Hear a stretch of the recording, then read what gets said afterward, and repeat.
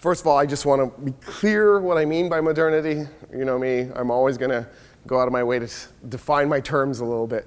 So this is not the experience that we're going through right now, the civilization that we live in now. As far as I'm concerned, this is not our first attempt at modernity. It's actually our third full-on form of modernity, but probably our fourth serious attempt at it. The first was probably, and this is sort of a half, they didn't quite get there, but they were well on their way. The first was the ancient Egyptian civilization, especially the New Kingdom, but also secondarily the Old and Middle Kingdoms as well. They had features that, when you look at them, they feel extremely modern. They obviously didn't have electricity, they didn't have steam power, and so there were features that we think of as being modern that they obviously were lacking. Having said that, they had medical schools, they were definitely doing high-end math, high-end architecture. The ancient Egyptians invented almost every musical instrument that we use today. There are some exceptions, for example, the piano, which came from the clavichord, and the harpsichord, which came from the hammer dulcimer, or the santur, which is an Iranian instrument. So the Iranians invented one, and then the Egyptians invented pretty much everything else, including the guitar, including the oboe, you name it, right? So this is a really innovative society that developed also stone architecture. It invented the arch, and it goes on and on and on. So we won't go into all of that. The second modernity was the Hellenistic modernity, and it actually built on that Egyptian modernity, and it also built on what the Persians were doing. The Persians, about 2,560 years ago or so, are the guys who created, for example, the world's first ever Bill of Rights. And so they sort of founded what we would think of as the type of civil society where people have limits on the government. It's not just the government limiting the actions of people. And then, of course, the Greek civilization, the Greeks are founding philosophy, and then they're also taking things one step further and creating democracy. They're creating the state apparatus in a similar shape to the shape that we have today. But at the Library of Alexandria, they were doing really amazing things that look fully modern. For example, they invented the steam engine, they created mechanical plays that you just turn them on and they would make an entire production for you. And then they, of course, invented things like geometry. And then, of course, there's the third attempt at modernity, and the third attempt at modernity was done by the Arabs. The Arabs, especially after 750, there was an uprising. The Abbasids, when the Abbasids took over, they took out the Umayyads. They began a process of modernization where the Arabs ended up doing really remarkable things and extremely modern things. For example, they invent modern agriculture. They invent modern medicine. They invent hydraulics. They're the guys who figure out that light has a finite speed, that all objects in the universe have gravity and create attraction. They invent the lens, they create the scientific method, they are the ones who invent algebra, zero, they're the ones who start trigonometry, they dabble in calculus, they're stating Newton's first law of motion 600 years before Newton and Kepler's first law of motion 500 years before Kepler. Words like algorithm are Arabic. It comes from Al-Khwarazmi, the guy who invented algebra and zero, and algorithms, right? And so we're talking about an incredibly advanced civilization. And in all of these, some mechanism took them out. So, for example, in the ancient Egyptian system, they were ultimately collapsed. It's not entirely clear why, but they ultimately collapsed at the end of the New Kingdom. It's during the 20th dynasty that the collapse takes place, but they probably were using the resources in an inappropriate way. They were probably spending too much of their resources on a lavish lifestyle for the ruling class and not enough of their resources developing their civilization to the next level. In other words, they got complacent, they got rich, they got happy, and they stopped being productive. The Hellenistic civilization will ultimately be brought down because of a couple of things. First, it gets overrun by the Romans, and the Romans don't have the intellectual desire or intellectual capacity of the population of people that the Hellenistic society conquered. For example, the Egyptians and the Persians and the Greeks themselves. And then the Romans convert to Christianity and burn down the Great Library, and that's pretty much the end of the second attempt at modernity. The third attempt at modernity, the Arab attempt at modernity, gets a 1, 2, 3 set of blows that bring it down ultimately. The first blow is the Crusades, which weakens the Arabs. The second blow is the Mongol invasions, which is absolutely devastating. Baghdad was the greatest city on earth at the time. It was the center of learning, it was the center of math, it was the center of science, it was the center of philosophy, it was the largest city on earth at the time. It had fresh water piped into people's homes, sewage taken away. It had a fully modern plumbing system. They had streets that were lit up at night. They had fast food restaurants. And the Mongols showed up in 1258, surrounded the city. Before they surrounded it, they told everybody to leave. About 200,000 people fled the city. Then the Mongols proceeded to surround the city. They laid siege to it. Ultimately, somebody inside, for whatever reason, opens a section of gate. Once the Mongols are on the wall, the city quickly collapses. Everybody had assumed that nobody could ever capture Baghdad. It was built with 2 rows of walls, the outer walls lower than the inner walls, and then they had walls in between. It was supposed to be the top of the line technology, completely unsinkable. Oh, that's the Titanic. Anyway, same thing. And when the Mongols captured the city, they took the people in the city out and they lined them up and then proceeded to decapitate them. And after they massacred the 800,000 people, they then continued their rampage. And in this way, the Arab civilization was dealt a very serious blow. And as if that wasn't enough, a little bit less than 100 years later, the bubonic plague rampages through the Arab world and kills about 40, maybe as much as 50% of the Arab population, and brings the Arabs to their knees. In the aftermath and the dust of all of that, Europeans take advantage and they fill the gap. And the reason they can do this is twofold. Well, really onefold. It's totally tied together. When the Crusaders are returning back from the Crusades, they're bringing back Arab technology. They're bringing back Arab knowledge on how to do agriculture. So there's an immediate agricultural revolution in Europe that allows for an increase in agricultural output. More food means a larger population you can support. On top of that, the Arabs had just invented modern medicine. And modern medicine, the reason it's modern medicine is the guy who did it, his name is Ibn Sina. He wrote a book called the Canon of Medicine in 1025 AD. When he wrote this book, he said in the book that diseases are caused by germs. So all you have to do to prevent diseases is interrupt the transmission vectors. And he said the best thing to do then would be to wash your hands with soap. And then after that, he said, that failing, if you still get the disease, here are some cures. And he goes into all this detail about how to make for a healthier society. That book is still required reading in Europe and parts of the Middle East to this day for med students, because it still applies. The Crusaders are bringing back that information. They're bringing it back to Europe, and then that information is being applied to European civilization, and the mortality rate in Europe starts to drop, but the birth rate in Europe doesn't. And so you end up with a massive population explosion. It gets a little bit of a hiccup when the bubonic plague arrives in Europe. 25 or to 35% of the European population is decimated in the process.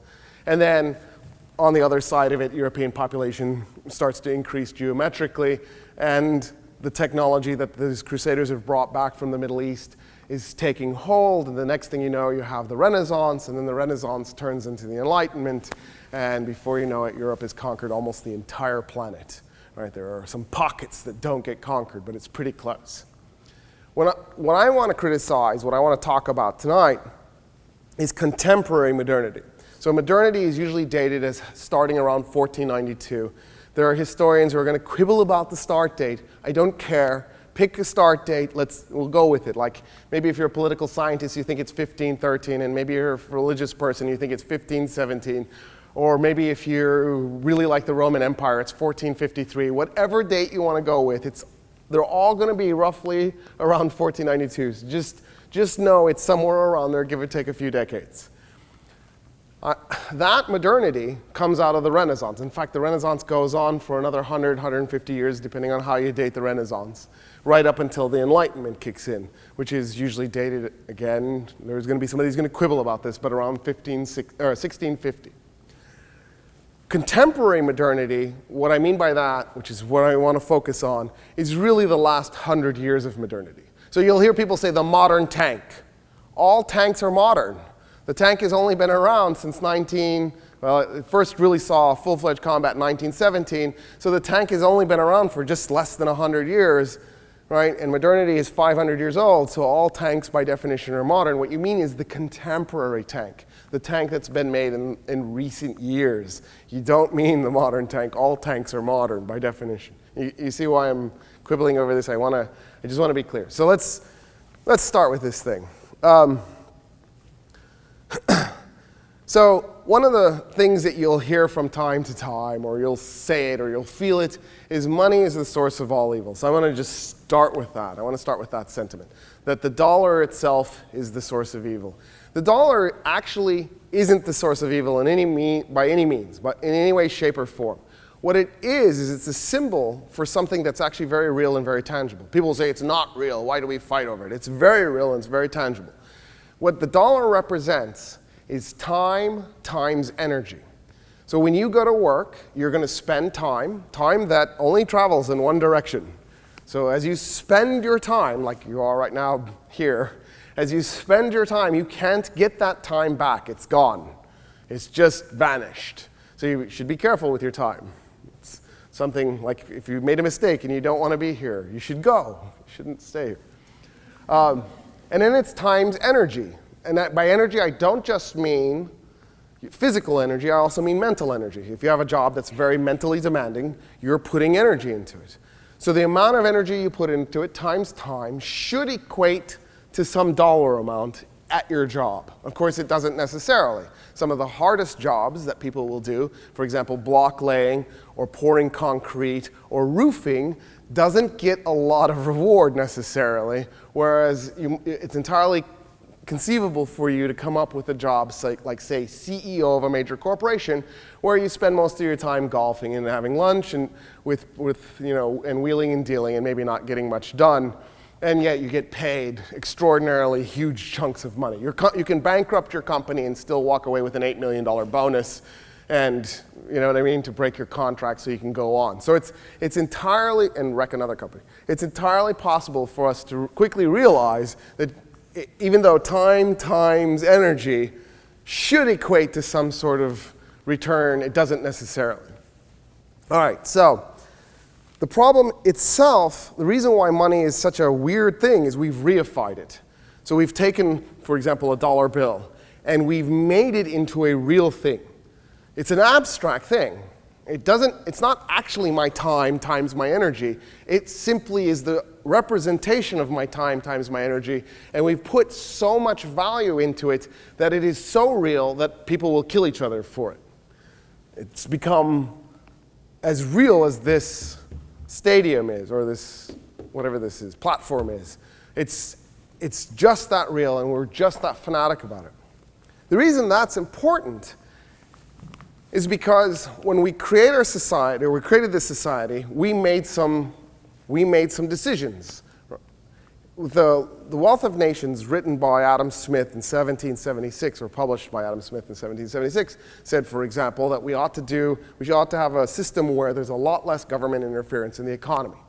And the result of that, of course, has been an unequal distribution of wealth, which is an issue that then the Founding Fathers have to deal with. James Madison said in Federalist Paper number 10 that it is precisely the unequal distribution of wealth that is the largest source of conflict in any political system. So let me give you an idea of what we're talking about in terms of distribution of wealth, and then I also want to contrast it with the recent past. So in 2011, I don't have my data updated to 2013. So in 2011, the top 1% of the United States population made 40% of the income. 1%, 40% of the income. The top 1% owned 38% of all the assets in the United States. Now, those two numbers are really similar to each other, but you have to remember that the rich are rich in part because they don't spend their money. They hoard it. So that the fact that they own 38% and are making 40% of the income doesn't mean that they're going to end up with 40% of the wealth. They're going to, as time goes by, they're going to keep increasing their share of the wealth because they're not spending the wealth that they're creating. They're hoarding it and then making more wealth on top of it. By contrast, the bottom 53% of the US population, the working class and the poor, right, because the very bottom don't even have jobs. So the bottom 53% of the population own less than 2% of all the wealth, right? The next 15 after the first percent own another 40. So the top 16% of the US population own about 78% of all the wealth. And then the rest gets distributed to the middle 33 or the middle class, and then less than 2% goes to the bottom 53%. So this is definitely a system where there's an extremely unequal distribution. Having said that, this is not how the United States has always been. We had a period of time when we were becoming an increasingly more egalitarian society. And that period of time was 1973, or the high watermark for egalitarian society was 1973. In 1973, the top 1% made 8% of the income. Right? Today, it's 40% of the income. Then it was 8% of the income. In other words, they were taking a much smaller share of the overall wealth for themselves. And this took years to get to.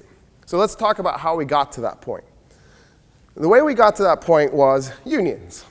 So the Industrial Revolution was a brutal event. There is nobody in this room who would willingly go backwards in time 200 years and live in the United States or Great Britain or Western Europe for that matter, because the only jobs that really exist are factory jobs, and the factory jobs are hideous. There's no real lighting in the factories, there's no ventilation, there's zero job safety. You're working 14 hours a day, and you're working them 6.5 days a week. You got a half day off for Sunday. Of course, what you did on Sunday was you tried to catch up on your sleep. Working 14-hour days, you're exhausted out of your mind, you're barely paid. Don't worry, your children are working in the same factory with you, and they're making, $1 or $2 a day, but at least you can kind of keep your eye on them as they lose fingers in the machinery and whatever else. There's a reason why films set in the 19th century, the 1800s, films set in the 1800s never portray the life of average everyday people in the United States.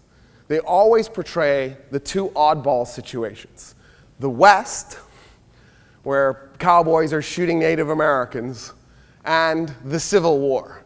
Because both of those situations are uplifting and happy compared to what the average person is enduring in the industrialized parts of the United States where people are stuck working in factories. The suicide and alcohol rates in industrializing the United States and industrializing Western Europe are through the roof. Life expectancies are incredibly short. That's in part because suicide and the alcohol rates are so high, but it's also in part because the working conditions are so hideous, people are actually dying from them. Life expectancy in London at the worst part of the Industrial Revolution fell to 19. One of the chief causes of death, of course, was I shouldn't probably do that. I'm banging the mics, I think. It was lung disease because of all the coal and soot in the atmosphere. London was so polluted, so nasty, the Thames as a river died. There was nothing living in the Thames because they were dumping mercury and lead and chemicals straight into the Thames. The city of London itself turned solid black from all the soot that was being generated by coal power plants, to the point where they had a moth in London that was it was a white moth. It mutated and became black because birds could see the white moths on the black buildings. And so the birds would just come pick off the white moths, and so the moths that had mutated and became black were the only ones passing on their DNA. By the way, since they've cleaned London up, and it is much nicer, I've been there a few times since the Industrial Revolution. Since they've cleaned London up, those moths are now becoming white again. So apparently there was some advantage to being white originally, and they're picking that advantage back up, and they're actually mutating back to their original color. The Industrial Revolution, this hideous event that was a nightmare that doesn't get portrayed in movies. I can think of one movie, it's Gangs of New York. But Gangs of New York, of course, still has the Civil War rolling in the background and is obviously not entirely about day-to-day life. It's about a really strange event where New York City gets attacked by the United States military. Something that, of course, you probably missed in the movie, or maybe just didn't remember. But in 1862, the United States military invaded New York City. When you go to New York City, you're actually going to New York City. I think it was a couple thousand New Yorkers were shot to death in the process, and the city was actually shelled by the United States Navy. Anyway, whatever. It's actually really cool, but we don't have time for that, so we'll move on. So, this really hideous event ultimately gets mitigated by something else, and that something else are labor unions. Labor unions form up because human beings, even in the worst of suffering, are going to start to resist. And they began to resist in a meaningful way by creating labor unions. They created labor unions and they began striking. Now, striking was completely illegal. Labor unions were completely illegal. And what that meant was owners of factories could bring in police or military or both, and they could actually have them legally enact violence against the strikers. Strikers also did work slowdowns. That was totally illegal. They could do sabotage, which is, of course, totally illegal. And then the corporations, the companies could respond by going in and shooting people, mass arrests. They would fire whole factories worth of workers and hire new workers. And this became this ongoing, long-term struggle. The struggle basically lasts 100 years with slow gains.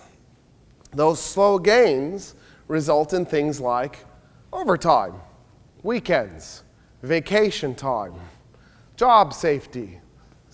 In some cases, you could get insurance if you got a job. That was actually really more of a way to attract new employees, but it sort of fit along the same mentality of, you know, maybe we should change the condition of the workers. The reason for the big changes ultimately was the Great Depression. What happened was, really the Great Depression had an event before it, the Depression in the 1890s. The Depression actually came remarkably close to bringing socialists into power in the United States. And the thing that actually prevented socialists from taking over the United States was socialists, liberals, and evangelical Christians made a deal with the Democratic Party in the 1892 election. And the deal was that they would vote Democrat in return, whoever the Democratic candidate was. It ended up being Grover Cleveland. Whoever he was, he would come in and he would enact socialist legislation that would ameliorate the suffering of the working class. He wins the election, the Democrats win, and then he immediately turns around and betrays his campaign platform and enacts none of the reforms. And it's another 40 years before any reforms get enacted. So they do get enacted eventually, right, with FDR and the New Deal, and it's because of the 1932 election. FDR gets in and he enacts these reforms, and the reforms ameliorate some of the worst suffering. It's really more acetaminophen than it is a fix. Now, people get a little confused about what's going on here, and you'll hear people say FDR was a socialist, FDR was a leftist, and so let's clarify this. So in the United States, we don't have a left. So you stop talking about a left when you talk about the United States. It just doesn't exist. I mean, it does, but there's like 10 of us. And 3 of us are in this room at least, maybe more than that. In any case, the United States really doesn't have a left. We have 2 rights. Conservatives are a right-wing ideology, and liberals are a right-wing ideology. Liberals are maybe, you could say, tame right-wingers, and conservatives are a little bit harsher right-wingers. The primary difference that liberals and conservatives had in the 1930s, the difference between Herbert Hoover and FDR, was that Herbert Hoover and his conservatives believed capitalism was best served by letting the economic system work itself out, work out all the problems that it had on its own, which meant, yes, the average worker who had lost his job was going to suffer, but it was okay because in the long run, the economy would sort itself out. The liberals on the other side said, no, that's not the way to save capitalism. The way to save capitalism is to mitigate the suffering that the workers are going through, make things a little softer so that the workers don't have a socialist revolution and take capitalism out entirely. In other words, FDR came in and made his reforms to save capitalism from a potential socialist revolution. If you look at election results in 1932, socialists did very well in the United States. That was probably the high watermark for socialist victories in elections, especially local elections, not so much the federal level. And so he came in to prevent socialism by inoculating the United States by giving us a little bit of socialism, right? By giving us things like Social Security to sort of soften the blow of capitalism, by ultimately, right, especially when you throw in the Great Society reforms of LBJ, by ultimately getting stuff like Medicare and Medicaid and unemployment benefits. We created a system, a bunch of regulation for the economy so that the economy wouldn't just go spinning out of control again like it did in the 1920s. What they were trying to do, what the liberals were trying to do, was make capitalism revolution-proof. And I really like the analogy of inoculation, right? Because when you get a vaccine, when you get vaccinated, you're usually given the virus.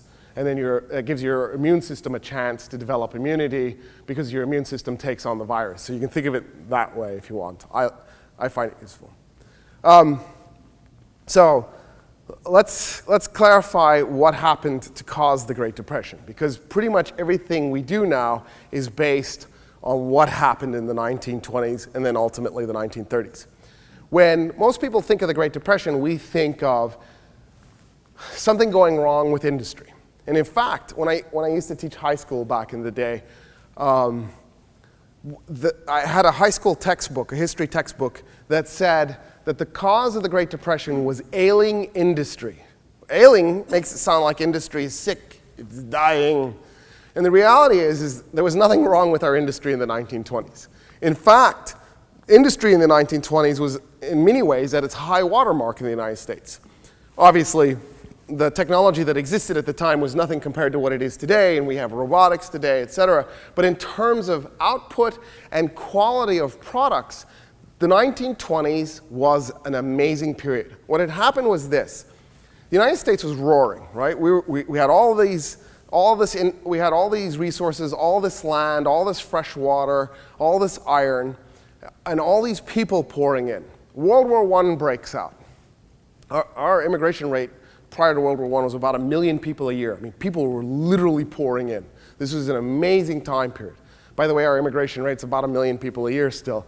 That hasn't actually changed, but it means that per capita, it's actually been getting less since there's so many more of us. But the number itself is about the same. World War I breaks out, and France, Germany, Great Britain take their industry. Those were the dominant industrial powers in the world at the time. They take their industry and retool it over to warfare. So instead of making clothing for civilian consumption, we're making uniforms for military consumption. Instead of making lorries for civilian consumption, we're making trucks for military purposes. And ultimately, they start making airplanes for combat purposes, and then eventually the Brits invent the tank. And so factories that maybe would have made tractors are now making tanks. So all of a sudden, all this industry output, all this industrial output for consumer goods and durable goods, for heavy industry and light industry, gets turned over to war. United States goes in and immediately fills in the gap. We simply start producing all those civilian goods. Because just because Great Britain's at war doesn't mean those civilians aren't actually going out and wanting to buy stuff. So we start producing those goods and sending them to Europe to sell.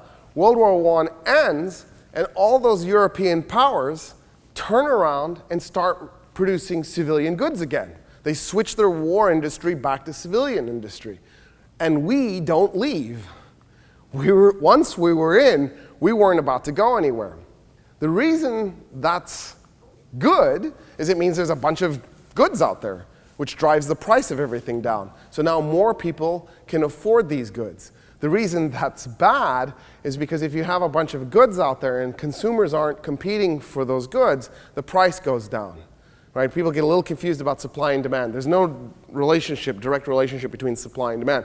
There's a direct relationship between supply, or indirect relationship between supply and price. As supply goes up, price goes down. And there's a direct relationship between supply and demand. Between demand and price. As demand goes up, price goes up, right? So if my demand stays steady, but my supply goes up, my price is going to go down. And so we ended up with a situation where the United States, because it won't withdraw from all that industry, and then France and Great Britain and Germany, those states are producing too many goods for the way we have our economic system set up. This won't work. This isn't sustainable. Eventually, what's going to happen is those companies are all going to go bankrupt. They can't keep not making profits. Every time they make a sale, they're selling their goods for at price or less. Here, let me show you how economists think of this. Economists think of this, or at least policymakers think of it, that there are 4 types of goods in the universe. There's the private good. The private good would be like food. So if I go and I buy a fruit, I go buy a peach. When I bought it, that act of purchasing the peach made it mine. It's my private property. Even though physically you might be able to beat me up and take it from me, if you all attack me at once,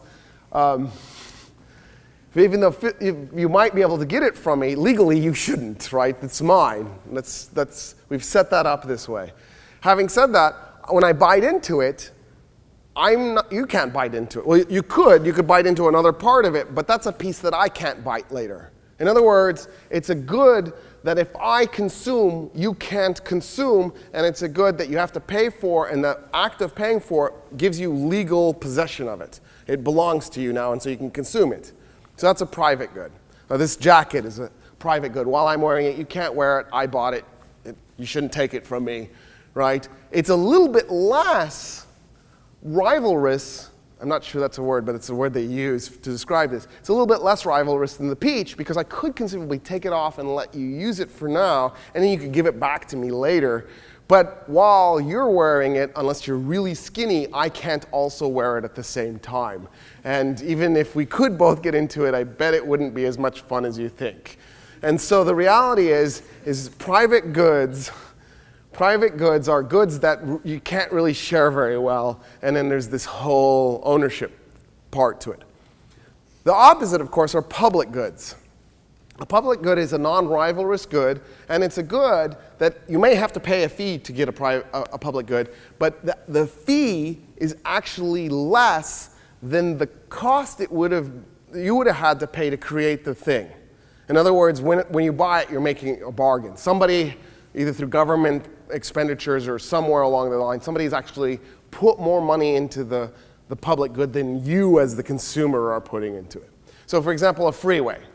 When I get onto a freeway, I don't prevent you from getting onto a freeway. It's not rivalrous. You can still get onto that freeway and we can use it together. And the reality is, when I think about the amount of taxes I put into that freeway and compare it to the cost of that freeway, it's tiny, right? The benefit I get out of that, well, not if it's I-35, but the benefit I could get out of a hypothetical freeway in a place that didn't have a ton of traffic because it was a city designed to be the 20-something largest city, not the 11th, in a city and that didn't, had more than just 2 north-south freeways or something. In a city where there wasn't massive amounts of congestion, presumably me getting onto that freeway, I would get a massive amount of benefit from it because I could get quickly from one place to the other and for very little cost, my taxes, which are tiny compared to my benefit. And then it's not rivalrous, except that in congestion it becomes rivalrous because you see me get on and you see how slow I'm moving once I'm on, and then you go, I'm going to go a different way, and you take 7th Street instead. And you're much happier that way, by the way. And I-35 is a death trap. So just don't do it. Just stay off of I-35. It's not worth it. You're not going to take Lamar or something. You're not going to get any real benefit from I-35. We need to do something. Okay, so that's a public good. A toll good is a good where you're charged to use it, and that charge might be more, it should be more than the benefit that you're directly getting out of it. So it's like a private good in that way, because you've got the charge, and that charge gives you access to whatever that good is. But it's non-rivalrous. So the classic example of a toll good is a tollway. So when I get on, if you go to Houston, I know we have them here, but I don't see the point. I guess it's to get around I-35. If you're not going through Austin, you can go around Austin. But let's say you go to Houston, you get on the Beltway 8. So when you get on the Beltway 8, you pay this toll to get from point A to point B, and then because there are very few people on the Beltway 8, it's completely not congested, so my getting on doesn't prevent you from getting on, and I don't even discourage you from getting on. The toll has a really cool effect. So if you're a capitalist, presumably we set up the toll roads, the Harris County Toll Authority, to pay for the Beltway 8. Well, the Beltway 8 was paid for 10 years ago, and the toll authority still exists. So clearly once they got the toll booths up, they were like, ha, I bet nobody in Houston will ever protest. Let's just keep charging people for the roads. And then one of the reasons why people don't protest is the people who primarily use the toll road are people who can afford it. If you're paying $3 one way, $3 back, that's $6 a day. If you go to work 5 times a week for 50 weeks a year, 50 times 30, right? This is going to add up to some serious money, $1,500 a year, I hope. I hope I did my math right. So $1,500 a year. If you're making $15,000 a year, that's 10% of your income. You're an idiot to use the tollway. Take the longer road, leave earlier in the morning, take the longer way because you can't afford it. If you're making $150,000 a year, it's 1% of your income. Not only can you afford it, you probably want to afford it. In other words, what the toll road does is it helps keep the riffraff or the poor off the roads, which keep congestion down. So the middle class doesn't object to the toll, even though the road has already been paid for, because it helps them move quicker. You see how tolls can be really neat? Anyway, there's another type of good. Economists call it free goods, which is silly because nothing in the universe is free. That doesn't make sense. A free good is you can think of it as kind of a first come, first serve good. I would have called it that. That would have been a better name for it. Deer in the forest during hunting season, they're free goods. My act of capturing the deer, my shooting it, gives it to me. It now belongs to me. I put a bullet through it, it belongs to me, so that's how I make my claim to it. But it's first come, first serve. Whoever saw the deer first and zaps it now has possession of it, ownership of it.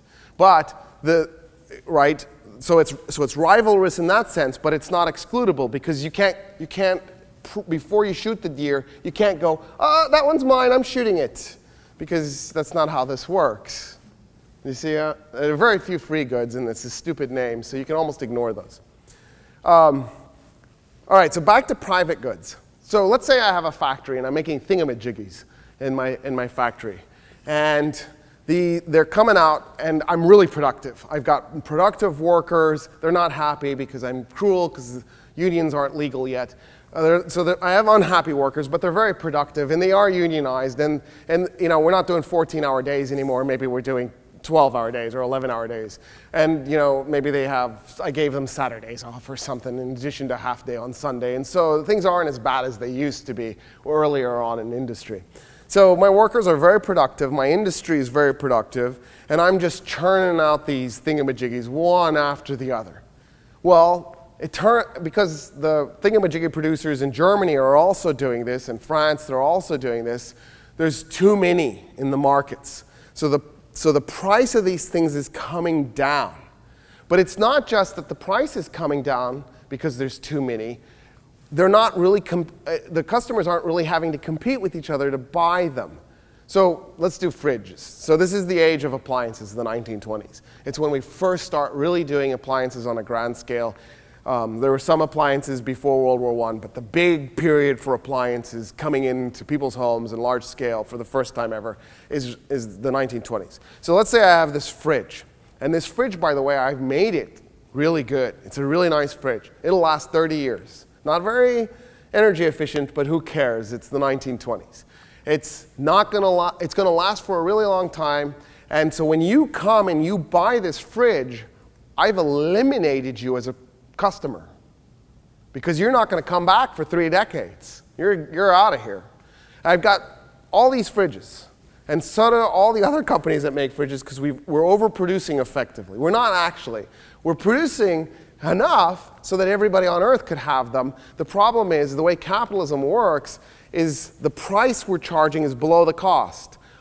It's actually costing me, as the factory owner, more money to make the fridge than I can sell it for. When we get into that, we're in trouble, because capitalism doesn't reward generosity. It rewards only greed. So because I can't sell the refrigerator for more than its cost, I can't make a profit. In fact, because I'm selling it for less than the cost to produce it, I'm losing money every time I make a sale. And no matter how much volume I sell my fridges in, I can't make money because I lose every time. Right? You can't say we're losing every time we make a sale, but we're making up for it in quantity. That doesn't work.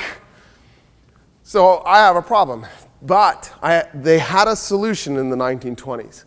They had a Ponzi scheme, a massive Ponzi scheme, totally legal, nothing illegal about it. The stock exchange. So here's what you do. So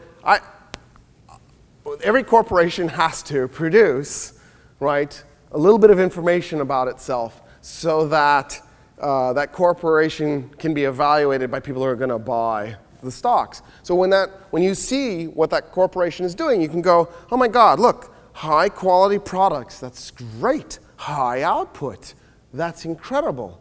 Maybe there was even some innovations, right? They figured out a better way to make refrigerators. Oh, that's wonderful. On paper, the company looks great. And then you look and it's in the red. Every time it's losing money. Well, you might go, well, geez, surely, since everything's working right, surely this will work itself out. This company's in the red, but not for anything that they're doing. It's an accident. It's an accident of circumstances. And so you might be willing to put some money into their stock, especially if their stock is going for kind of low. And so when you put your money into that stock and buy their stock, you're giving that company money to compensate for the money that it lost when it was making its sale. In other words, as long as people are buying stocks in the stock market, a lot of these companies that are sort of on the border, they're in the red but not too deep, can actually keep themselves afloat with stock sales. And it isn't long before not only do people figure this out, but they figure out they can manipulate the system. So Joseph Kennedy, this is how he makes his killer money, right? He already had a little bit of cash. His family had started these restaurants, and he's got this like chain of restaurants. So he's taking this money, and he goes to the New York Stock Exchange, and he begins actively manipulating the markets. And here's what he does. So he'll go to a company that's failing, it's dying, it's in trouble, it's in that red zone. And he would buy a bunch of their stock. Their stock's going to be cheap because the company's failing. It's in the red. So he buys a bunch of the stock, and then he goes and he makes a story in the news, newspaper. He prints a story in a newspaper saying, wow, look at this company. It's doing great. High output, high quality product. You know, the price of the stock is slowly going up. And the reason the price of the stock is slowly going up is because he's buying the stock. So the stock is slowly going up. He goes, look, it's on a recovery. Well, the middle class has a little bit of cash. And in the 1920s, the middle class is looking to the stock market because they're thinking, wow, that's how the rich are getting richer. Surely we can get on board. All we have to do is go invest in the stock market, and that locomotive, that economic locomotive that's pulling the rich along will pull us along too. The problem with the middle class is they exist in a poor information system. They don't have the kind of information available to them that the upper class does, especially guys like Joseph Kennedy who are actively manipulating the system. So Joseph Kennedy is putting the story out. The middle class see the stock slowly going up, they can't help but jump on board. By the time the middle class is jumping on board and buying the stock that they're buying is the stock that Joseph Kennedy is selling them. But because the price has been going up, he's making a profit because he bought the stock for less. Initially, investors in the stock market didn't invest because they expected the stock to go up in price. It was a way to invest to get a share of the profits from that company. What Kennedy is doing is he's not worried about profits. He's investing in a company he knows is going to go bankrupt eventually.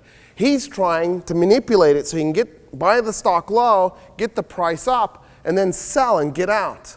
Who's going to end up owning the stock in that company then are all the people he suckered into buying it. And because he's selling, the price is starting to come down. And as the price starts to come down, everybody will start to sell. And eventually, too many people will sell. And the stock price will collapse on that company. And the company will go bust. And the middle class, who got suckered into buying all those stocks, then gets stuck with a collapsed company. And they lose their money. In the meantime, Joseph Kennedy has made killer cash. And so this is how the 1920s roar on, with people actively manipulating the system to try and get better gain. In fact, I tried to find the Kennedy quote. I can't find it. At one point, Kennedy said something to the effect of, "Thank God for the middle class, otherwise who would we trick into buying all these worthless stocks so that we could make all this killer cash off of them?" He gets so fabulously rich, Joseph Kennedy becomes such a powerful, wealthy individual, he eventually buys his son the presidency. Right? So this is no small thing. There was during the 1960 presidential campaign, there was a slogan, and it went, "What's a Kennedy campaign button? $20 bill." So we've got this stock market going along. Now the reason why that matters is because for all intents and purposes, the private goods that were being produced in these factories had accidentally become public goods. You buy them for less than the cost, right? That was what I told you was kind of the difference between a toll good and a public good. And then they're not rivalrous because there are so many refrigerators out there for sale, I can go buy 3 and you can still go buy one. We are not, as customers, competing because there's so much out there. The result is, kind of, if you think about it, a little bit of a utopian dream. A socialist utopia, because all of a sudden everybody who wants something could have it for less than it would cost if they made it themselves. It's a capitalist nightmare because now there's no profit to be made. The stock market scheme, basically it's a giant Ponzi scheme, works only so long as there are new investors dumping money into the stock market. Finally, by 1929, after about a decade of doing this, the rich start to get nervous because they realize that this system is a fake system, that this is not something that can be perpetuated indefinitely, that at some point this whole thing is going to unravel, and they start to get out of the stock market in 1929. Once they start getting out, the stock market prices start to crash, and that crashing event then eliminates the artificial support for corporations, and so those corporations start to go bankrupt. The stock market crash does not cause the Great Depression. It just made it so that there was nothing to prevent the Great Depression from happening, because it was already there. The ingredients were already in place. In fact, even before the stock market crash in 1929, agriculture was already in the Great Depression. Agriculture started to go in the Great Depression by 1926, 1927.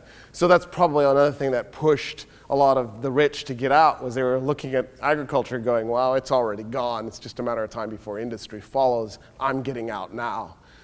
When the stock market crashed, of course, who suffers more? The lower class, the middle class, or the upper class? Even if everybody across the board lost the same percentage of money, when an upper class person who's worth, let's say we'll make him a modest upper class person, he's worth, say, $20 million. If he lost 90% of his value, he's still worth $2 million. In other words, he's okay, right?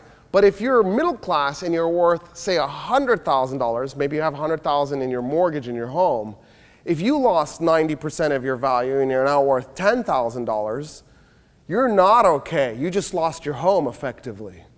And then if you're lower class, it's even worse, because you probably don't have any assets to begin with, and you've lost your job, and you have nothing to fall back on. The middle class person has $10,000 to burn through before they start starving. The lower class person is instantly starving. And I think people get really confused about who really suffered in the Great Depression. It was the bottom that really got hammered. It was the top that was barely touched. Upper class, some killed themselves because they were freaked out and they got confused about the value of money. But the majority of them were probably just laughing. And in fact, they saw this as a massive fire sale, because all these corporations that were really expensive now were really cheap, and you could jump into the stock market and start buying them up. In addition, we lost a lot of businesses. The United States at the time still had a healthy amount of companies out there, smaller companies that are now going to go bankrupt, and big corporations are going to start to form that are going to go and gobble these up. Right? Today, whatever the industry is, there's like 5 major corporations. Right? How many airlines are left? How many cell phone providers are left? How many computer companies are actually out there? How many automakers are out there? We've created a series of oligopolies with these mega corporations that, for all intents and purposes, work together and carve out a little market niche, and they don't really compete in any meaningful way. So this idea, this ridiculous idea that somehow capitalism creates competition, is just gone because of these mega corporations. All right, so Great Depression kicks in. Very bad period, of course, and it's going to cause people to lose their brains, like the Germans. And the Japanese, they also snap. And we're ultimately going to end up in a World War II situation, which is a completely hideous, brutal event. So you've probably said it yourself. You probably believe it. You'll hear this said.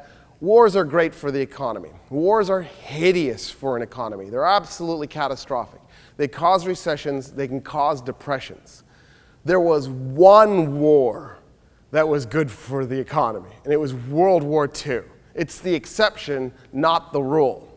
World War II lasted 8 years, started in 1937, and it went to 1945, July 7, 1937, to September 2nd, 1945. It was started by the Japanese, by the way. The Japanese attacked China on July 7, 1937. Germany attacked Poland on September 1st, 1939. And then, of course, Germany surrendered first on May 8, 1945, and then Japan surrendered on September 2nd, 1945. That 8-year period, which is a little bit over 8 years, about 65 million people died. So we're talking about roughly 8 million people a year. That's a lot of work when you think about it. Killing 8 million people. Actually, especially because most of them were in the last 4 years. The first 4 years were actually rather pleasant.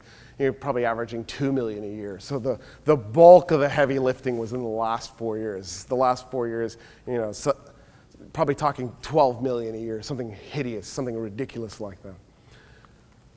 The reason World War II successfully fixed the Great Depression, right?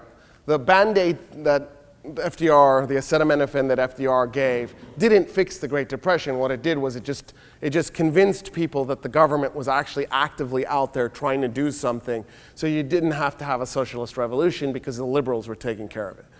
World War II fixed the Great Depression, and here's how. And the classic example of how is actually the Sherman tank. Anyone who knows anything about the Sherman tank is smiling right now because it was an abomination.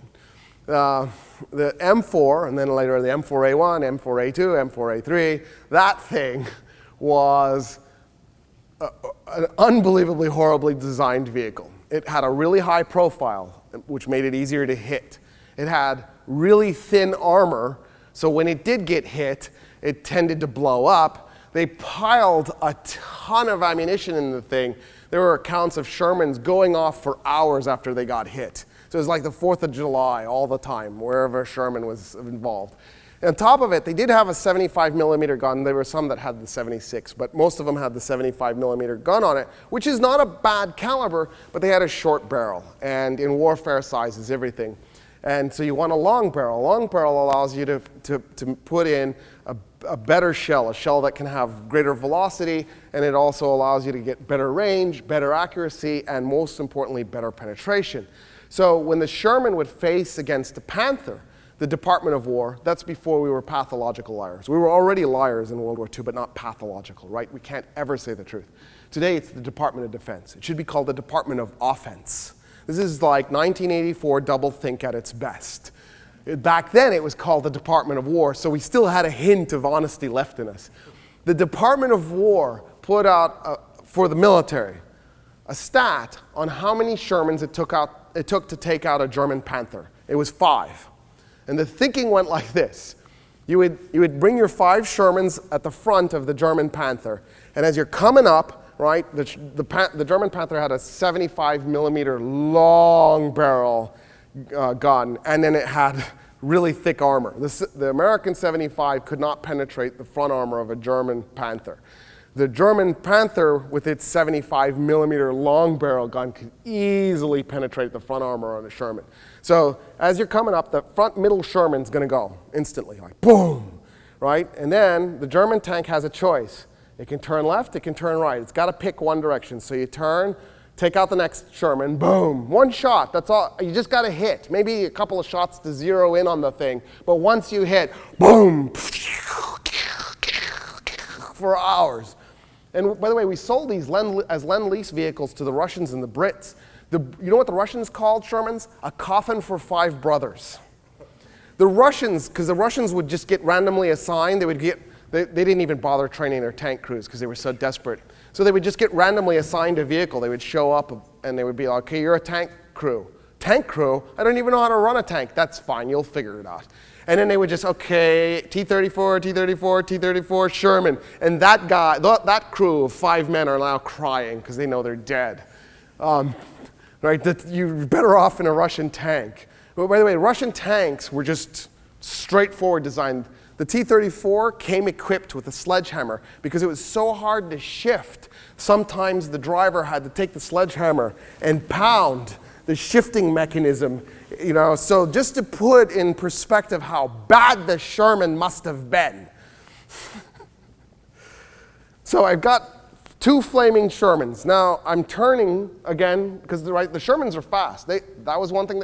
2 things they had. 3 things. They had gyro stabilizers. That was great. Nobody knew how to operate them. So the first thing that crews did was disable them. And then they allowed you to shoot moving, but it was easier targeting. But you just disabled it because you didn't know what it's for. And then they were fast. They had reliable transmissions, so you could take off. So I've got the third Sherman. Boom, blow it up. And then by this point, the other 2 Shermans are coming on this flank, and so I'm spinning as fast as I can. Boom, another Sherman gone. By that point, the 5th Sherman is in the rear of the Panther. It fires where the armor is the thinnest and the engine is exposed. Boom, the Panther blows up. There you go. All right, wait. So we would intentionally sacrifice, because that's 20 men dead, 5 per Sherman. 20 men. And 4 tanks to take out 1 Panther. Surely we could do better. Yeah, probably, but it wouldn't have served capitalism any. We've got industry that can produce Sherman after Sherman after Sherman after Sherman. I don't remember the numbers, so I'm making these up, but I think I'm in the ballpark. I think the Germans produced 5,000 Panthers. We produced 85,000 Shermans. So we just mass-produced them. You go, that's why we did it. No, we could have produced T-34s. We could have gone to the Russians and went, man, for some reason our tank designers suck. Can we have the plans for the T-34? They probably would have sold it to us. They'd have been like, here's, yeah, $10 or something. Or, yeah, give us a few more of those free Shermans. That'll work. Here's the plans for the T-34. And then we could have put those into effect.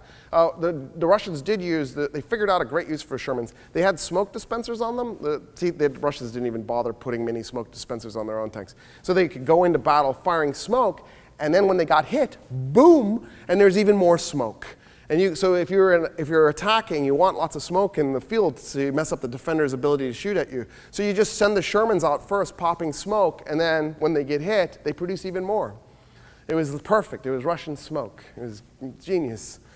The other thing is we ultimately do come out with better tanks. They enter service in 1945, and so we probably could have. They saw like two months of battle. I think March of '45. Was Jackson? I think it was Jackson, or was it I don't remember. It doesn't matter. I think there were 2 tanks, the Jackson and the Pershing. Anyway, better gun, better armor, just a better tank. Lower profile, instead of this big hulking thing that's just easy to hit. It's like a giant thin billboard waiting to be blown to pieces. By blowing everything up, you got rid of all the surplus. What you did was you put by letting your stuff get blown to smithereens, you put your industry at maximum production and took out all the excess stuff that was causing your goods to be sold at less than cost. In other words, we needed the Shermans to get blown to smithereens so that we could get rid of all that wonderful productive capability. World War II ends, and we're looking at this going, lesson learned. We need to be able to get rid of our excess productivity to create profits. Now, there are three ways to approach this. One is subsidies, and actually there's two ways to do subsidies. So the first thing you can do is you could subsidize the difference between the cost to produce and the price you're selling the good at. So let's say I'm selling my good at $90 per unit, but it costs me $100 to produce. It would be great if I could sell my good at $110 so that I could walk away with a little bit of profit, right?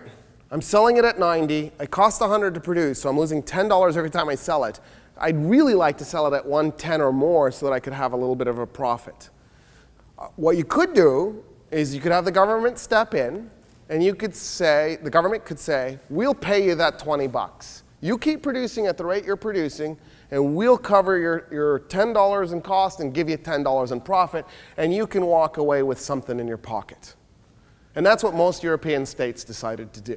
Most European states decided to subsidize, in the aftermath of World War II, to subsidize to produce. The United States decided to subsidize not to produce. So instead of footing the bill, the government's still going to spend money. It's not that the government has decided not to spend money. It's just going to spend the money in a different way. Instead of, let's say it's milk. Because milk is my favorite example because it tugs at people's heartstrings. Because children consume it. And so it's like the perfect way to make people feel sad. So let's say that the price of milk per gallon should be $5. Right? You're making a profit at $5. But let's say it's $4.50 to produce. And so let's say it's selling in the market for $4. So you're losing 50 cents a gallon every time you sell your product. You're going to go bankrupt. This isn't going to work. This is bad. This is bad capitalism. In Europe, the government would come in and just give you $1 a gallon. Go sell it. Here's $1. You got 50 cents every time you make a sale and profit. Now you're happy as a producer, and by the way, everybody's happy as a consumer because you're paying $4 for something that's worth $4.50. Everybody wins.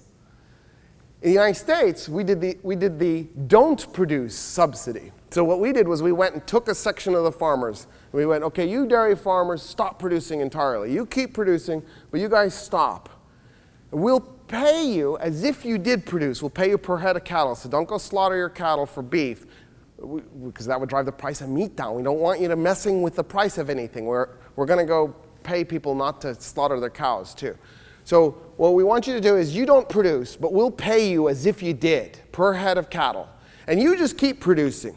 What that'll do is that'll shrink the amount of milk in the market and artificially drive the price up so that when you guys make the sale, now you're selling it for $5 a gallon and you're making your 50 cents a gallon in profit. And they're making it the profit because I'm paying them as if they were producing, but there's now less milk in the market. And the reason why that drives the price up is because as a parent, when you walk into the grocery store, you've budgeted, you've got a limited amount of money you can spend on food. You look at that milk and you say, wow, I can't afford $5 a gallon. And so you end up not getting the milk and your child goes hungry and dies of malnutrition. Or short or something. Whatever the consequences for not consuming large quantities of cow milk actually are. You keep patting Junior on the head when he's 18. And it's really bad. All right. So there's a third thing you can do, and it doesn't really work with agriculture products. With agriculture products, you kind of have to do one of the two subsidies. The second thing you do is you can change consumption behavior. So, for example, we created the food pyramid after World War II. Well, the food pyramid overemphasized meat consumption. And that was totally on purpose. And here's the reason why. It's really quite clever, it's just not good for you.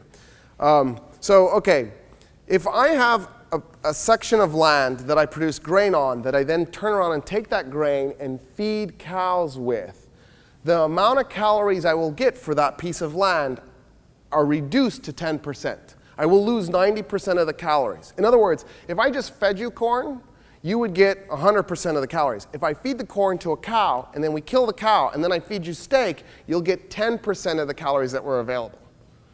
Clear? So if I can get you to increase the amount of meat you're eating, I can dramatically lower the amount of calories that farmers are producing. If I can change your consumption, I can get you to consume in a much less efficient way. Before the Great Depression, I bet the average American ate meat once every 4 days. Today, you probably eat 3 meals of meat a day. You're probably eating 10 to 15 times more meat than we did 100 years ago. And it's not just because there's more meat and it's more available and it's cheaper, because that is true. It's because, in part, we've been conditioned to want to eat meat with every meal.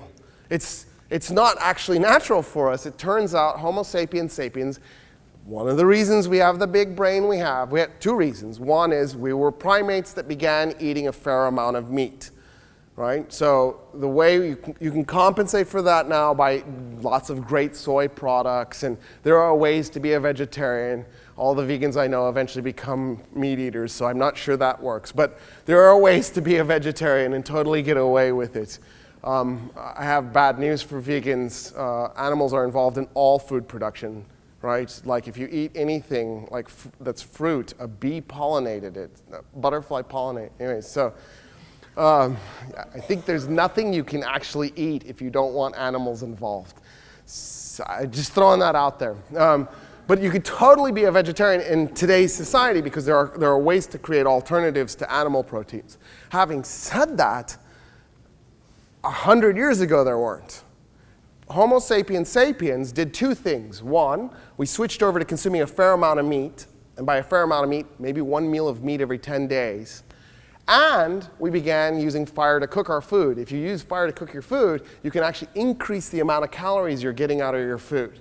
And if you're eating meat, you get fast calories. Meat is a great way to get fast calories. It's inefficient in terms of agriculture, but it's very efficient in terms of you personally. And so what that allowed was a big brain that consumed a huge amount of calories. So as soon as we started cooking our food and eating a little bit of meat, we could grow a big brain. So I'm not advocating that we shouldn't be consuming meat. I'm advocating that we shouldn't be consuming the kind of meat you are. Animal fat is carcinogenic. It may explain why the United States has a cancer rate 6 times higher than the world average. And it may be in part because we're consuming such huge amounts of animal. Here's a cool stat. 80% of all the grain produced in the United States, 80% goes to animals. We send it to the fish in the fish farms, we send it to the cows, we send it to the chickens, we send it to the pigs. In other words, because you lose 90% of the calories, in the act of you eating as much meat as you do, we've eliminated 72% of all the calories produced just by getting you to eat more meat. Right? Because 90% of 80% is 72. Isn't that cool? So we use subsidies, and then we can change your behavior. So now the third thing that you can do is planned obsolescence. And this is what doesn't work so well in agriculture. Planned obsolescence, for example, I can take a computer, which I could make a really reliable computer that lasted a really long time. But if I do, I've eliminated you as a customer for the length of time that that computer is still running. There is no reason you couldn't make a modular computer, a relatively modular computer, where you could take out components and then replace them with faster, more advanced components. right? There is no reason that we couldn't create a computer that would last a relatively long period of time, even as technology increased. We don't want to, because if I can make it so that the computer breaks in 3 years, then you're coming and buying a computer in 3 years. If I make one that lasts 30 years, you're coming in 30 years. I make way more money by making a crappy product effectively. The classic example of that was the US auto industry. In 1970, the average Ford Mustang produced $7 in profit every time Ford sold it. In other words, they weren't making any money off of car sales. They were making their money off of car part sales, because that Ford Mustang was designed to break at regular intervals different parts. And then you would go into the store. If you wanted to buy that same car and you bought it in spare parts, it would probably cost you $500,000, because the parts individually sold were extremely expensive relative to the overall cost of the overall cost of the car. My wife and I had a cool kind of experience. We had both bought, 1 month before we met each other, a Saturn. So when we met each other, we were like, oh, you want the same model Saturn, same year Saturn I do? That's weird. I didn't expect this to happen, but I was putting more mileage on my Saturn than her Saturn. And so whenever something would break on my Saturn, I would set aside money because I knew it was going to go out on her Saturn. And it was everything. Even the window, we didn't have automatic windows for ethical reasons. Anyway, even the non-automatic window broke in the exact same way at the exact same mileage point on both cars. We even broke, it was a stick shift. Anyway, so stick shift. We even broke the brake cable and the shifting cable at the same point in our car's histories. Both of them at the same exact point. So at that point, I realized, wow, this is the level of planned obsolescence, because I was experiencing it firsthand. And everybody does this. I'm not picking on Saturn, although I'll never buy another one. Oh, I'll never buy another American anything. I'm done. You've convinced me. Just whatever. By the way, I'm also done with Toshibas. That was a mistake.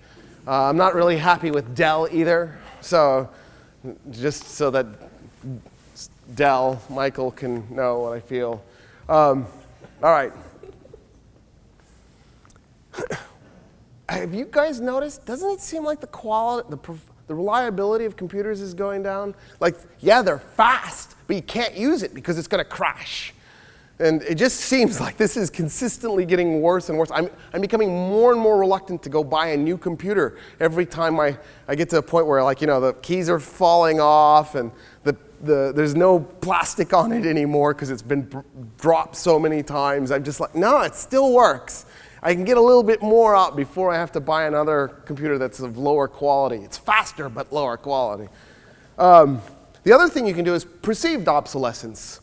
Right? And you do this with your cell phones. You've got to have the latest whatever. The laytest IRAC or the latest Iran.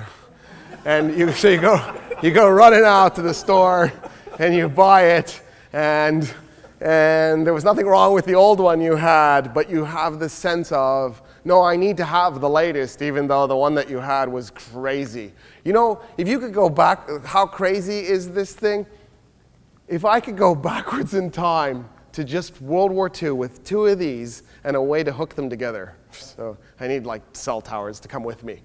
But just 2 of these in a cell tower, and I walked up to any army and I went, you want these? They would have given me a whole state. Like they would have given me Texas or something. Or Germany would have given me Bavaria. You know what I mean? Russia would have given me Novosibirsk. And they would have been like, yeah, just for the 2 towers. And of course, they would have spent most of their time trying to reverse engineer, after the war was over, reverse engineer the phones. But during the war, they would have just been using them. And then taking pictures and then using the computer on them to make calculations. Like, it would have taken them no time to figure out how to make the nuke because they would have this incredible computer at their hands. And we just completely take this for granted. We don't even think twice about it. And we talk about, I can't believe I have this phone from 2012. By the way, really cool stat, we lose $86 billion of phones per year. By the way, that's the easy number for me to remember, not just because it's 86, but also because that's the amount of money that was taken out in the sequestration. So if we could just convince Americans to stop losing their cell phone every year, we could have covered the sequestration. $86 billion worth of phones. That is obsolescence at its best. The phone makers must be thrilled. In fact, I'm halfway convinced that's why flash drives keep getting smaller and smaller. It makes it easier and easier to lose them.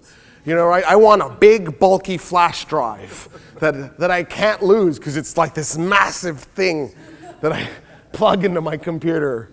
Because I get 2 every year. ACC gives them to me. And it's a good thing, too, because I need them by next year because I just don't know where they went. All right. Why does all of this matter?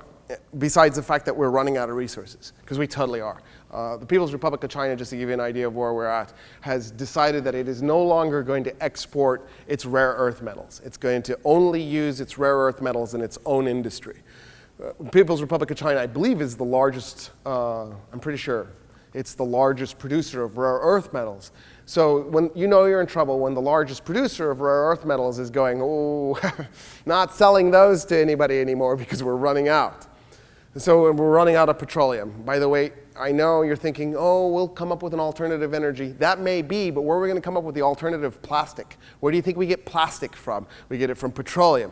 And by the way, fracking is not the solution. I know you want it to be. I do too. It would be great if it was. It's just not. Fracking has all sorts of negative consequences, and right now it's really super cheap, but that's just a function of the way capitalism works. Eventually its price will flatten out and it won't be that cheap. And we're looking at the other possible sources for those types of natural gas, shale trapped natural gas in the world, and it looks like the United States may be more unique than we had hoped, and that places even like China, the PRC is probably one of the largest, if not the largest source of that type of shale. It looks like it's not going to be anywhere near as usable as the shale that we have in the United States. For whatever reason, the PRC's shale is broken up into little pieces where ours is pretty much solid, which at least in Texas, and in the places we've been taking advantage of it, like in Montana, it's more or less solid. Ohio, it's more or less solid. If it's broken up like that, you're not going to get anywhere near the kind of productivity out of it. There's also other really weird consequences that it's extremely polluting, and then also it creates earthquakes. Youngstown, Ohio in 2012 had a 6-point-something on the Richter scale earthquake that was created by fracking. So at some point, breaking the Earth's crust up into little pieces to get a bunch of gas out might not be the way to go. But whatever. That would be great if it was. Because actually, when you think about it, when you look at the data, the pollution produced by burning methane is so much less than the pollution produced by burning coal. Like if you walked up to me and said, coal or fracking, I'd be like, let's frack the hell out of the place.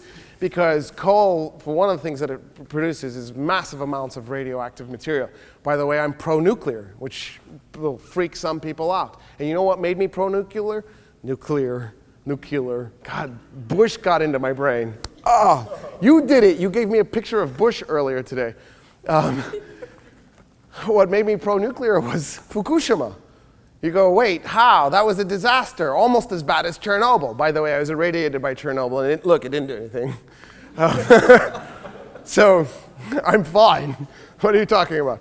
Fukushima got hit by a 9.0 earthquake and then a 20-foot tidal wave. And all that happened was this spill. Now, it was bad, don't get me wrong, but it was the worst nature had to give, and that's all that happened. The amount of radiation released from Fukushima was less than the amount of radiation released from burning coal. So if I have to choose between coal and nuclear, I want a bunch of nuclear. I don't want coal. Coal kills people in mining, coal produces tons of greenhouse gases, and coal is dirty, dirty radioactive. Coal is way worse for the environment. And so I know I've pissed people off, but that's okay, I don't really care. Here's why this all matters, and it's a little bit of self-hate, because that's exactly how the system operates. Advertisers figured out something really fast in the post-World War II era. They realized that calm, happy consumers suck. They don't go buy stuff because they're calm and happy. Happy, content people don't have an urge to go buy a bunch of useless stuff for more than it's worth that you're going to throw away a few weeks later or forget about and stick in a closet somewhere. What you want is you want a bunch of self-hating, confused people who are emotionally not so stable. They love shopping malls. And so you just advertise in such a way that you manipulate people so that people will feel bad about themselves so that they will go shopping to feel good about themselves again. Right? Our whole system is designed this way. If you don't believe me, watch commercials for women. Right? I was looking at a magazine, I don't even know what it was. It was probably The Week or something. And there was this ad, and it said, "Oh my God, I have a zit." And then it had this little Z-I-T in red written on this girl's face. And she's going, yeah, because zits are the worst thing imaginable. I personally like them. The satisfaction of bursting them was so wonderful. Like, I would have never wanted to actively take a medicine to get rid of them.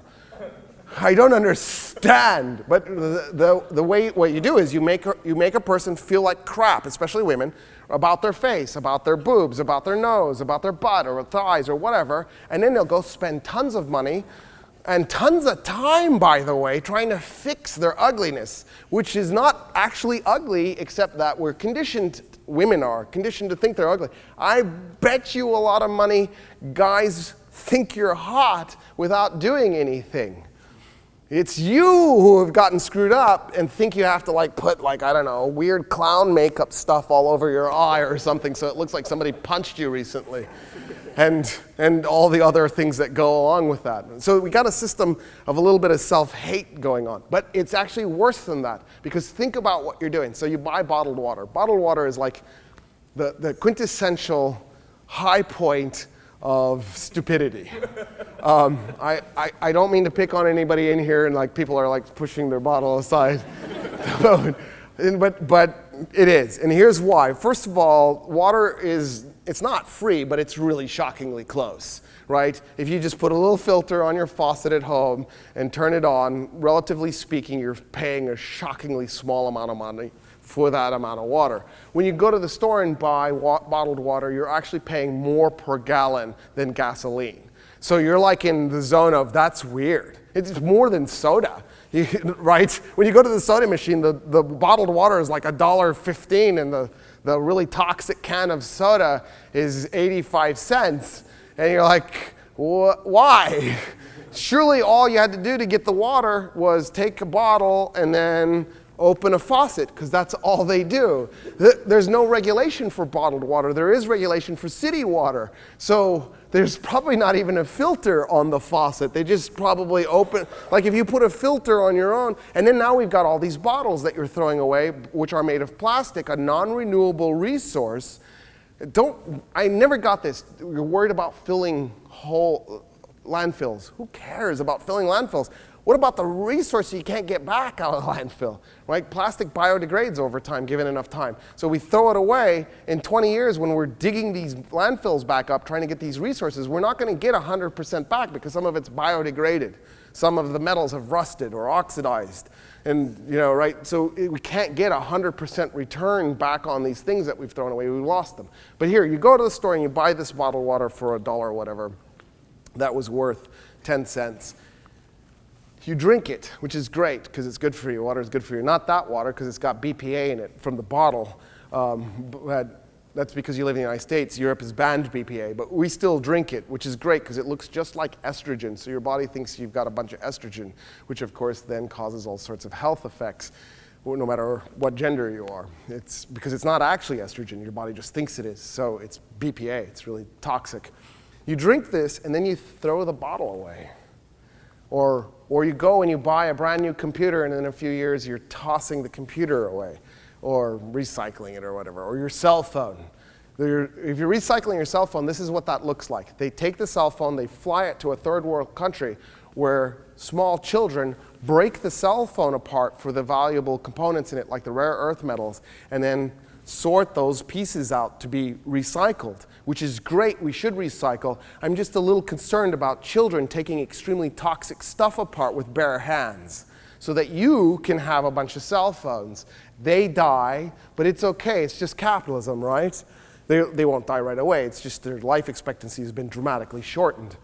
When you're throwing these things away that you bought with dollars that are a representation of your time times energy, you're actually throwing yourself away.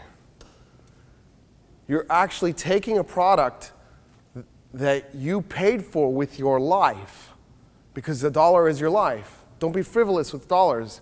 They're an expression of your existence, an existence you can't get back, a period of time that's gone forever.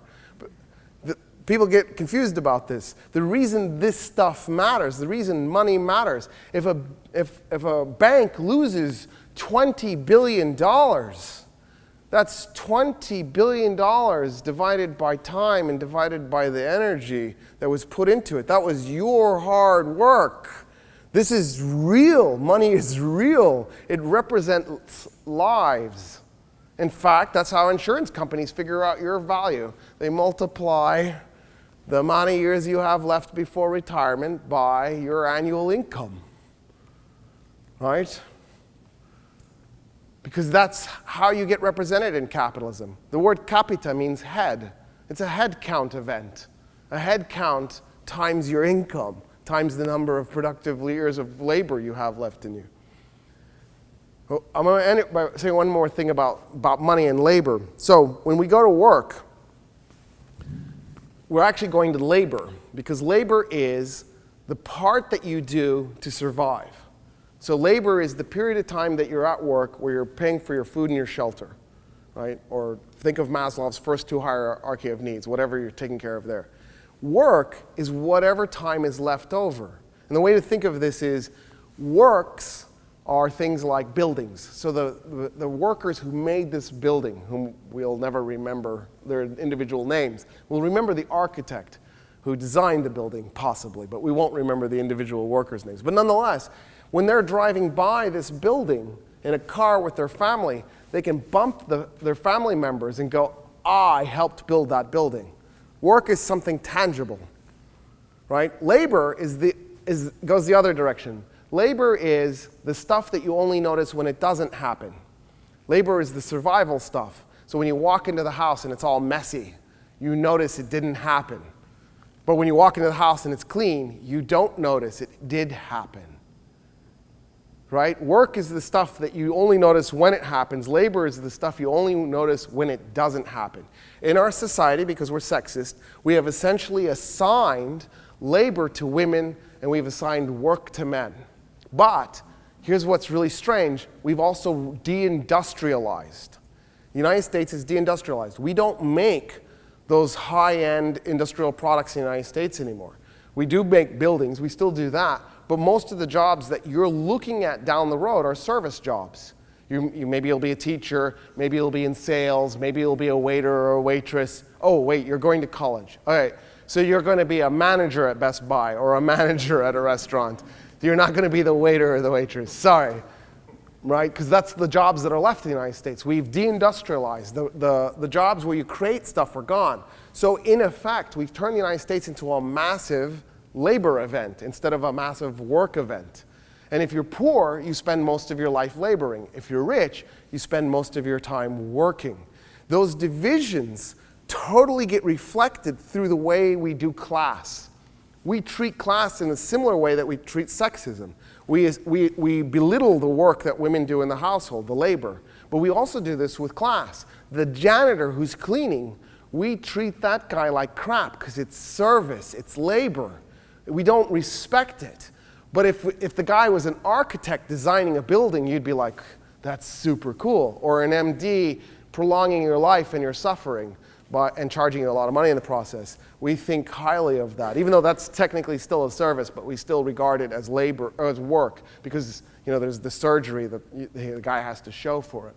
And so what we need to do is we need to rethink, first of all, whether it's more important to make a ton of money or whether it's more important to have a sustainable economy.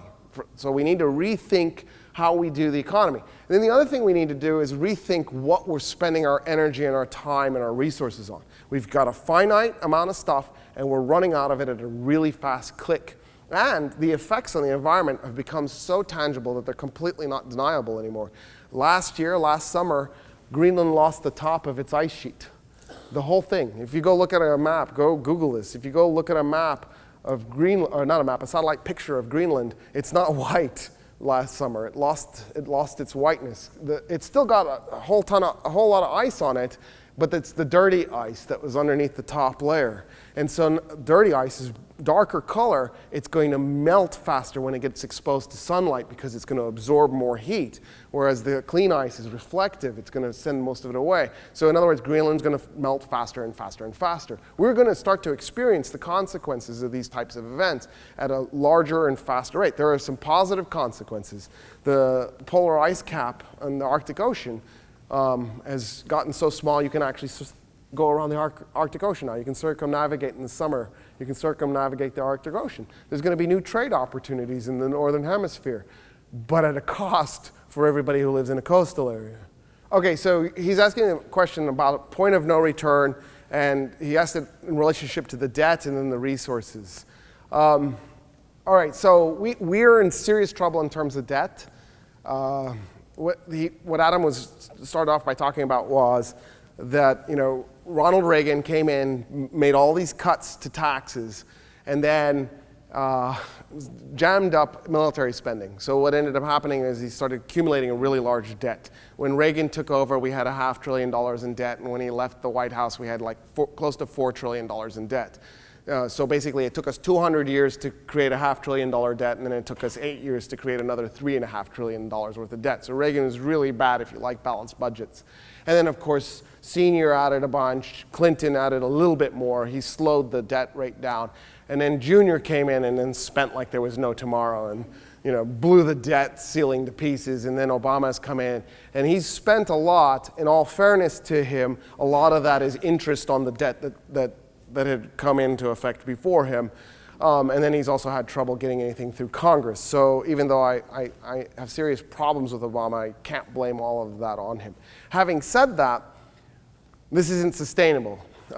What the government has effectively done by cutting taxes in the 80s and then in the 90s was they gave the baby boomer generation and the silent generation a huge tax cut, saddled the X generation, the Y generation, and I guess the Z generation, whatever that generation's called, with a massive debt.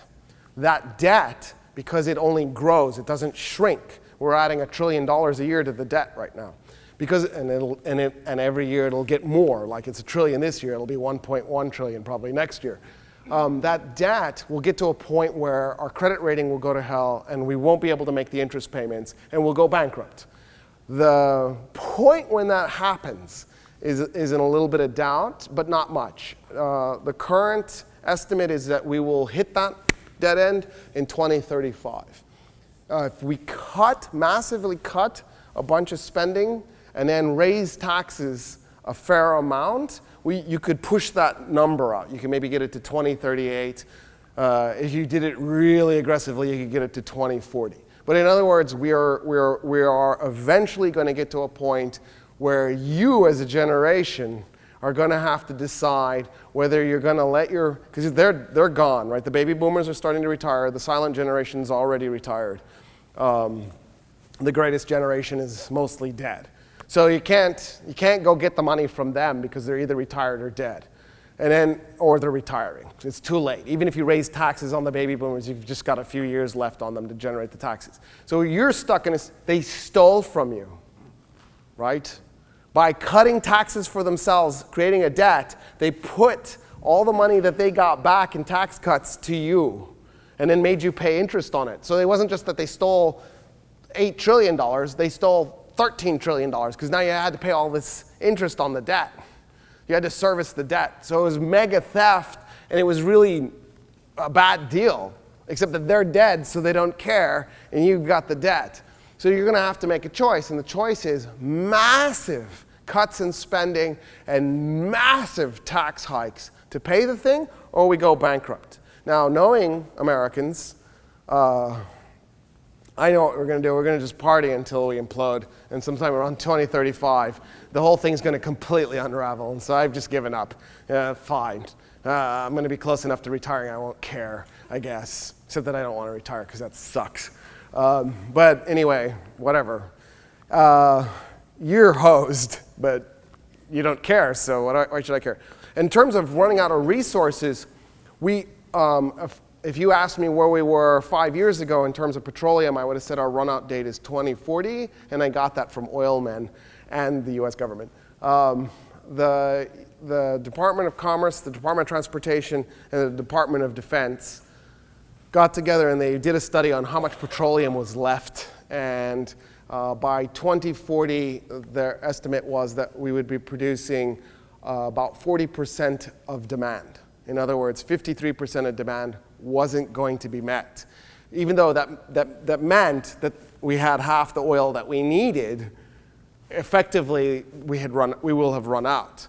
Right? You don't actually have to run out of a thing to, for all intents and purposes, run out of a thing. For example, you can't fish cod off the Grand Banks anymore because they're for commercial fishing purposes extinct. There's 100 million cod living in the Grand Banks right now as I speak, which seems like a large number, but it's too small of a number for them to reproduce in a large enough quantity to make fishing viable. And the same is true for petroleum. At some point, we're going to reach a level where we don't have enough. It's going to make the price prohibitive. It's going to be $30 a gallon, and so for all intents and purposes, we can't use it. And what we use it for right now is agriculture, primarily, right? We plow a field, we plant a field, we cultivate a field, we harvest a field, we take the goods from that field to market or to cows or to whatever. Every step of the way, it's petroleum. So we're in effect eating the calories that are generated by petroleum, and we can't replace that with human labor. In other words, when we run out of petroleum, we're going to run out of food. That's what's going to suck about it. The reason I said, if you had asked me 5 years ago, I would have said 2040. One of the positive things about fracking has been it's probably pushed that date out. Now, the date might now be 2050. It hasn't pushed it out so far that we can forget about it and ignore it. It's just that it's pushed it out far enough now that we're going to just party like it's 1999, and because that's we got that little Prince thing stuck in our head, and we can't get it out of our head, and so we're very nihilistic. Like, our whole society is so nihilistic. All our movies, all our sci-fi movies are about the world ending. 2012, you know. If you just saw, what was that Tom Cruise movie? It wasn't actually that bad. Oblivion, right? Walking Dead. Like, everything we do, we've got this mantra. This is going to end. You know why? Because this is going to end. This is not sustainable, and we know it. But we're just like driving that car on this road where they haven't finished the bridge yet, and we know we're going to drive off, but we don't seem to care. We're not hitting the brakes. We're not slowing down. We're just driving just as fast as we ever were. Actually, what we do is, it's this really weird mind screw. There are two bus drivers. We're on a bus. We're alcoholics, actually. This is the way, and we want to go do a beer run, all right? And we're going to get on. I'm stealing this analogy from Bob Jensen. But I'm going to change it and make it better. So if Bob, when you see this, please change your analogy. It'll be better this way. So, so what we are is we're a bunch of alcoholics who want to go on a beer run, and we're going to get into a bus. And when we get on the bus, there are two different drivers we can choose from, the Demoblicans and the Republicrats. And the one driver, he's like, there's nothing wrong, everything is fine. And the bus has got like serious engine problems. It's leaking oil, and the oil actually is on fire now. And the head gasket is blown, and in fact a piston has come flying through the top. And he's insisting that we can drive just as strong and as fast as we ever have. And so all he can do is press the gas. And he's like flying down the road with this bus that's falling apart. And there's this bridge that's not completed yet that we have to cross to get to the other side that he's just heading towards. Then there's the other driver, and he says, no, there are some serious problems. Now, if they were really serious, he could stop the bus, we could pull over, we could start making some repairs to the bus, and then maybe wait till the bridge is complete. But he's not that guy. What he's doing, yes, there are some serious problems, and he slows the bus down a little bit to try and make you feel better, but he's not going to stop it. He's just going to keep driving it, and it's eventually going to break or drive off the bridge. Either way, this is going to end the same exact way in both drivers' cases, because neither driver is actually going to fix the problem. So this flip-flop psychosis thing that we do every 8 years doesn't actually change anything. That was the genius of the Obama campaign. Change you can believe in. He changed nothing. We can believe that. That's why that was change you could believe in. Right? He even kept people from the Bush administration on. And then he brought a bunch of Clinton people. It was like, oh, so change because you've taken Bush and Clinton and merged them. I see, I get it now. Oh, I thought you meant change as we were going to actually do something different. To the point where, like, he's going to take us into another war in the Middle East. I've seen this movie before. It ends badly. Let's not do this again. And then accidentally caused an outbreak of peace. Thank you, John Kerry. Was that really the first moment anybody thought to talk to the Syrians? You know, like they're just sitting around. What happens when we talk to the Syrians? Of course, that's not what they did. They were like, well, there is a way. And then the Russians are like, hey, Syria, you ready? And they're like, yeah, we're on board. We really don't want to be bombed. Especially by the United States. Genocidal maniacs. So I think the answer to the question is I don't know. You've got all these dead ends, right? We're going to run out of plastic. We're going to run out of petroleum. We're going to have serious global warming problems that are going to melt the polar ice caps. Fracking is going to pollute the water table. We're running out of fresh water. World War III is going to be over petroleum and fresh water. And you know, people say, well, what about biofuels? Well, to do biofuels, you have to set aside farmland, and then you also have to set aside fresh water to create those biofuels. Well, the whole reason we're using petroleum is to make food. So that's kind of self-defeating if you're using your food resources to make fuel, when your whole reason for making the fuel is to make food resources. You see, like that's not going to work. We don't have any real answers at this point. We don't have any real solutions, in part because we're not serious about this. We're spending $700 billion a year on the military. We're 55% of the world's military budget. You take the whole rest of the world and add up what they spend on the military, and they spend less than we do. You Russians, the Chinese, the Iranians, the North Koreans, you put it all together and they're spending less than we are. What are we scared of? Like, why are we spending this kind of crazy money? It's so weird that, was it earlier this year or late last year? I think it was last year. The Congress bought the US Army like 4,000 new tanks. You know what the Army said? Please stop buying us tanks. We don't have any use for them, and we have to find storage facilities for them, and it's expensive to store them. You're in trouble when your Army is saying, we don't want any more military equipment. That's like, that doesn't happen. That's like today where poor people die from overeating. Like, everything is upside down in this world. No, poor people are supposed to starve to death. Who's heard of people overeating when they're poor?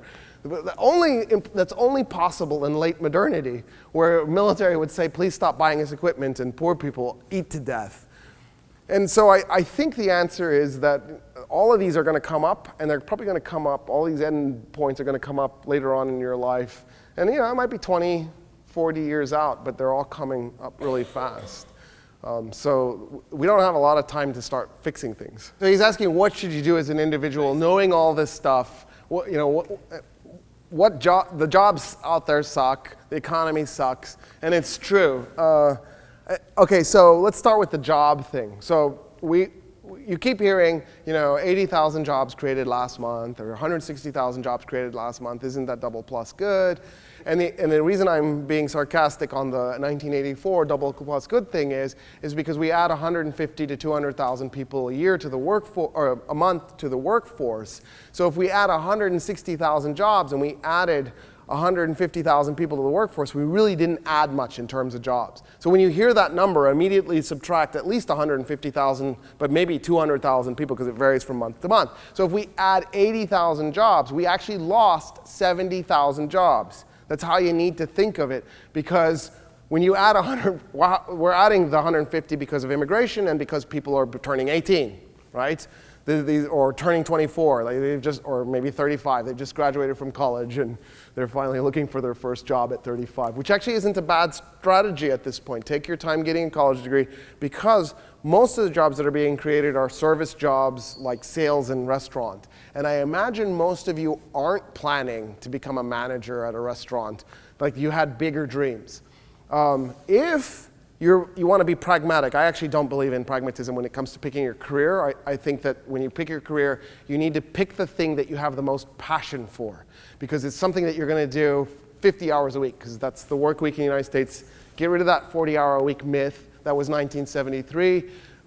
We've been trending the other direction, and the work week is getting bigger and bigger and longer and longer. So the average American is working 50 hours. You're going to be doing this 50 hours a week. So if it's a job that makes you miserable, I don't care how much money you're making, you're a miserable rich person. Who wants that? Pick something that's something that you can love. So, you wake up in the morning and you don't go, oh God, another day at work. Having said that, that's really hard to do, because there aren't many jobs like that. I have one of them, and I'm not giving it up for you, so you're going to have to fight me. And there aren't many professor jobs, so don't just automatically assume all of you are going to run out and become professors. It's an extremely competitive field, and most of the jobs like that are. If you were just being pragmatic, I would say get into petro engineering, because right as we run out, we're going to need more and more of those engineers, and starting salary for those is going to be 6 digits. Right? Coming out of college, you're going to be making killer cash. But having said that, I think anything that's high-tech is probably a good way to go, just because those high-tech jobs aren't going to go away anytime soon. Those high-tech jobs are going to always be there, and they're always going to be really necessary. Huh? Trade jobs, engineer. Yeah, anything engineer-oriented is probably a good way to go. And then, as far as what you do as an individual, I honestly don't know, other than, for me, it's been be an activist. I've been an activist for 20 years, and I haven't, obviously more than 20 now, I think. I haven't obviously had an impact on the world, so I'm failing, right? I can't tell you how many wars I've protested, and they still happened. At some level, I'm not telling you that's the solution. I do believe in protest. I really think, if there was more than 200 of us at a protest, if there was like 20,000 of us, we would have an impact. So I think you're failing me by not coming and joining me. But having said that, there's probably other things that could be done that I haven't figured out or explored.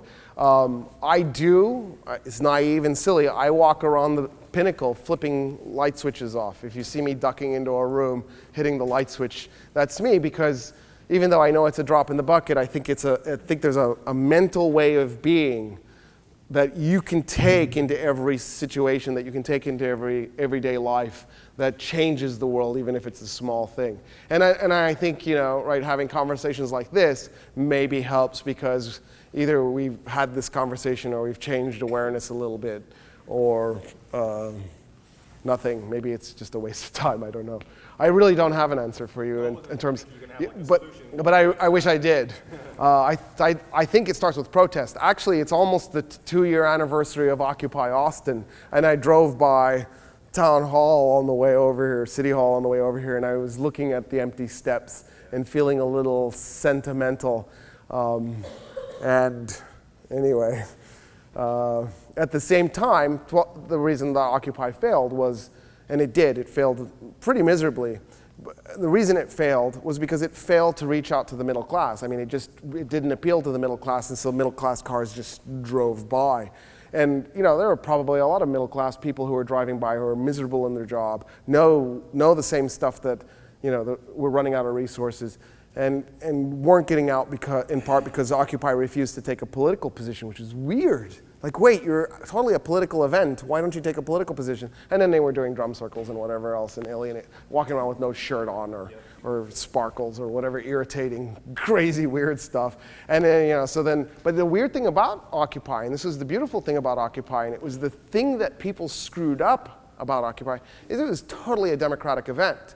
If you had gone and gotten out of your car and stopped feeling alienated, and you had gone in large numbers, you could have taken it over, because it was totally democratic. I have never seen something so democratic. As irritating as it could be at times, it was still totally a democratic event. And so in a way, it was also the people in the cars' failure to realize that they had power. And I think that's the biggest problem. You're, as individuals, the most powerful human beings to ever walk the planet Earth. You as individuals are way more powerful than any medieval king, right? You can own a firearm, you have access to instant information via computer, you can go out in the streets and protest, you can talk about your political beliefs. People haven't had that historically in human history. And yet, as a population, you're also the weakest because you don't protest, and you don't engage, and you don't pay attention to politics. It's like the most powerful people on Earth have intentionally accepted being the weakest people to ever walk the planet Earth. Peasants had the Bauernkrieg. There was a peasant uprising in the Middle Ages. You can't even comprehend it. The closest we came was Occupy. I know there was the 60s, but since the 60s, the closest we came was Occupy. The 60s were glorious, but they ultimately also kind of failed because the system figured out how to subvert it and break it and damage it and derail it. But that was the closest we got to being a utopian society. We need to do that again, and that's my answer. Let's do another 60s, not 2060s. Like, let's do another 60s now. You're like, well, what about all the hippies at the tie-dye? Whatever makes you happy. Just, let's do it.